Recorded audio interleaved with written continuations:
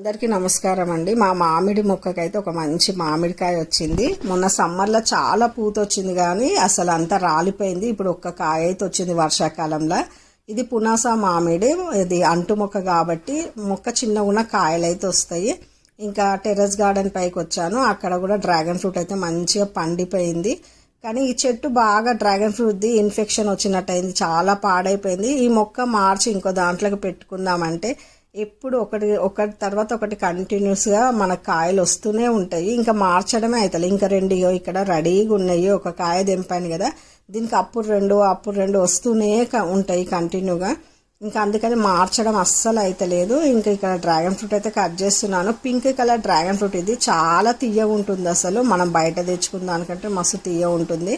ఇంకా అట్లే కొంచెం బచ్చల కూర, కొన్ని కాకరకాయలు, ఇక గార్డెన్లోకి వెళ్తే ఇంట్లోకి రాబుద్దే కాదు, ఏదో ఒక ఆకుకూర అయితే వస్తూనే ఉంటుంది.